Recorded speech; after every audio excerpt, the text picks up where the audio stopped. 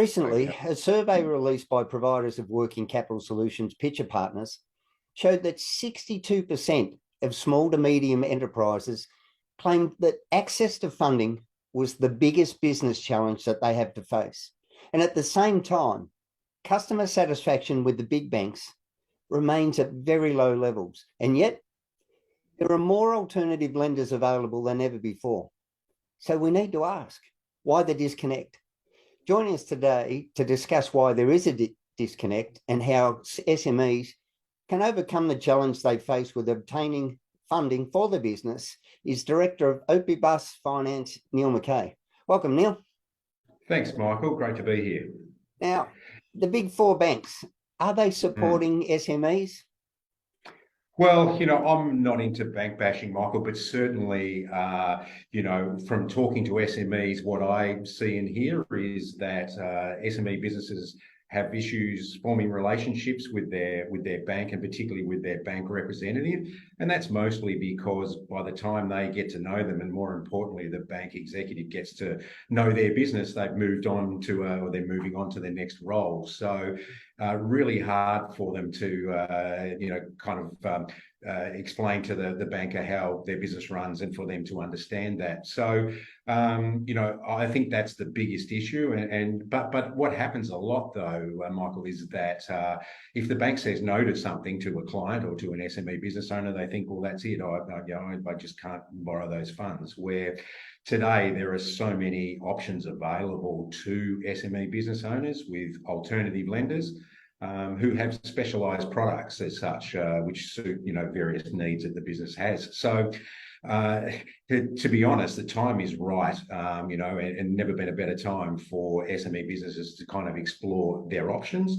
But what I would recommend is that they do take on board or engage a good broker or a good advisor as such to help them, because they will understand that particular market. What is the main point of difference between big banks and these alternative lenders that you mentioned? Yes, so really, in the alternative lenders, the products are designed for small businesses, and they're designed for specific needs. Whether it's trade type finance or debtor finance. So across the board, it's not just a loan; it's a specific product. What's important to the SME, business is that they get an answer, quickly. And so the alternative lenders offer responses really quickly within 24, 48 hours. Most transactions are done, in a digital way. So, it's no paper, documents and so forth are provided digitally. And the other good thing is these days, a great thing is that the assessment is actually made by getting a link to the customer's bank statements and assessing the business on the bank statements, whether that, and so that shows obviously revenue and expenses. And if you think about it, it's a pretty good way to do it, because you're getting really up-to-date information. Where in the old days where, it was financial statements and things like that, well, the financial statements could be, 6, 8, 12 months old. So they're using data to actually, see how the business is traveling right now. The other thing that they offer that you can get as well for SME businesses, and we did one of these recently, where if they're in a business that relies on FPOS for payments and so forth, the alternative financier can basically take payments out on a daily basis, but scale that in that when it's a quiet day, particularly if you're in a cafe or something like that, and Monday and Tuesday might be a bit quiet, they don't take very much, but on the days where trading is obviously higher and more cash available, they can take more cash on that day. And that just works from a cash flow point of view for the actual business itself.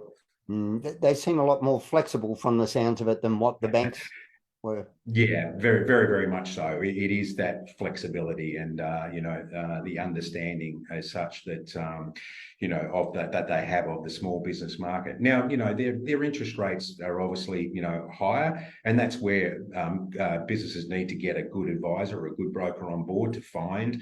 It's a very crowded market, the alternative lender market now. And so they kind of need to get, a good advisor on board so they can be directed to the best alternative for their business, and obviously making sure the pricing is right as well. who are these alternative lenders, and where do they actually get their funding from, given that they don't have bank deposits and things like that to Mm. rely on? Yes, there's a large number of them, as I said before. There's a few of them that are publicly listed companies now. I suppose the likes of Prosper and so forth. But a lot of them are funded either by private equity or by raising capital in the markets, or they could be a subsidiary of an overseas entity. There's a couple of those, a global entity. And the other ones, there's some that are actually funded by international and even our own domestic banks. So our big four banks have got funding into some of these businesses. So there's various ways that their ownership, I suppose, and their funding models. And that's an interesting question because once again, how they're funded can determine what types of loans they'll do and what types of terms and what type of businesses they'll get involved with. If they're in what's called a securitization model, which the banks generally fund, the banks really determine who they can lend to as such. So they can be quite restricted, where the others that have their own capital as such are less restricted. So once again, an SME business owner is not expected to know that. It's really an advisor or a broker who will know the right place for that particular business. Well, that's a great point about what knowledge the SME business owner is meant to have. You've got to be a jack of all trades in a small business. Do these SMEs require any other assistance from their financiers, and do these financiers provide any other assistance? Yes, well, I mean they do. It's not only the loans that are offered as such, but they also can do various other things as well. Other products, and once again they're more flexible as well around repayment terms. So they'll sit down and if they need to extend a term or do something like that to help a client out, they will do that. There are a number of things that the lender with that sort of flexibility can do to help that particular business.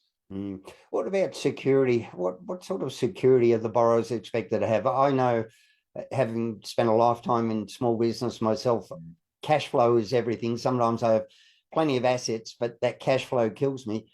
Is there a big difference between the security that banks and these alternative lenders want, or is it pretty similar? Well, actually, they are in loans up to $500,000. They would be more relaxed around security or require less security than probably banks, and particularly the traditional banks or what SME business owners are traditionally used to. So under $500,000, you can get what's determined to be an unsecured loan. What I mean by unsecured is there's no property involved securing it. Directors need to give guarantees in most cases, but that's okay. But yeah, so it's termed as being unsecured, and so that's a really viable alternative for an SME business, particularly if they don't have that property backing. So that's up to 500,000. If you're looking for a loan over and above that, generally they will look for other forms of security. And the borrowers and the SME business owners need to just be aware of what the requirements or what they're looking for, I suppose. Some will do lending around a caveat as such, which obviously isn't as onerous as taking mortgages and from a time cost point of view. So there is a bit of that in the market as well. But outside of that, if the loan amount gets larger, well, then yes, certainly they will do loans that are backed by property. It's really interesting. A lot of lenders now don't like taking mum and dad's home as security. That's become a big thing, particularly since the Royal Commission, where there's a reputational risk, I suppose, around foreclosing on mum and dad's home. So in a lot of cases, they won't entertain taking it. But if the business owner has a commercial property or something like that, or investment property or whatever it may be, then that can be a good source of security that will provide a higher level of funding and also most likely a better interest rate as well. Neil, what advice do you give to SMEs, your clients that are seeking these loans, to give them the best chance of being approved for it? Yeah, great question. And this is a really important point now. SME business owners, they kind of need to be, really prepared well for these sort of things. I mean, the old, I'm sure people have heard of the 4 C's of credit, capacity, character, collateral and capital, and you know they've been around for a long time, and it really hasn't changed today. So you know the starting point is really capacity, and every loan that gets looked at now, that's the starting point. Can the loan be serviced? If you can't pass that hurdle, then you're probably not going to go a whole lot further. So what that means is well prepared, you know, from a financial documentation point of view, financial statements, profit and loss statements out of their accounting software. If you think about it today, with the software packages available, most businesses can produce a profit and loss statement to the end of the previous month with a push of a button. That sort of thing is really important. I think, and it's part of the character as well, I suppose, that if lenders see that the business can't do that, then it's a red flag, you know. So are they really, you know, managing their financial position as well as they could be? So, you know, those sort of things, of financial information, whatnot, is really important, even down to budgets and forecasts. You know, I know a lot of people don't do budgets or forecasts, but you know, they set the goals for your business. So if you've got that, then really, you know, that's a really good thing. You know, character is about, you know, as I said, the financial reporting, but it's also around, you know, how have you performed paying your debts in the past? Once again, and a lot of people aren't aware of this, lenders have more visibility to your credit rating, your repayment history, through what's called open banking than they've ever had before. So they can see your trade debts, how you've paid those. They can see obviously your financial debts, your credit score. Most people don't know what their credit score is. So, you know, those sorts of things come down to character. Do you pay your bills? It's one of the big ones. And people need to be aware of that. And you can actually get free credit reports from Equifax these days. So, and happy for people to contact me if they'd like some help with that. You know, we talked about the collateral. So really what's securing the loan. Look, there's a lot of people who have offered security on their business through PPSRs or through mortgages or whatever, and they actually don't realise what security is in place. So once again, you can do checks on that through the registers and so forth, and really understand, you know, what you've you know, what you've been able to, you know, or what you have provided as security. So important to know that. And the last one is probably, you know, just capital behind you. So, you know, lenders like to see that you do have something behind you, whether it's cash in the bank, or you might own some shares, or you might have a property or something, that if business does, you know, does not perform as well as, you know, the expected, that there's alternatives to kind of help the business out or get out of those situations. So they're the things that really businesses need to take into account when they're looking for loans. Now, one final thing, Neil, we hear a lot about grants from government, where governments want to incentivise and provide funding for certain businesses. Is this a good option? Are there tax benefits? How do businesses go about finding out about what grants might be available for their industry? This is a really good thing for SME businesses now. So first of all, just financial incentives. So probably there's still the big one out there is the instant asset write-off that the previous federal government introduced. So up until June 2023, if you buy equipment for your business, you can essentially write off that equipment in the first year instead of over, you know, 3, 4, 5 years.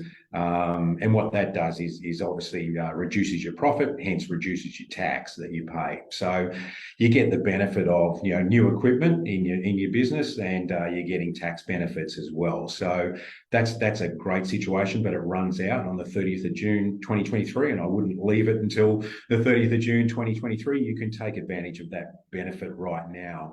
And so that's a really good one, and I'm encouraging, and I do talk to businesses and encourage them to look at their assets and so forth, and, you know, would they be better off with something with improved technology or whatever that might help their business and get that benefit.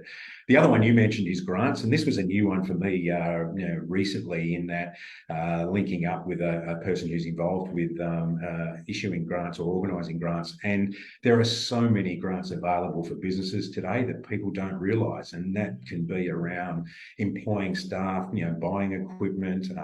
If you do work overseas as such, there's huge benefits in that.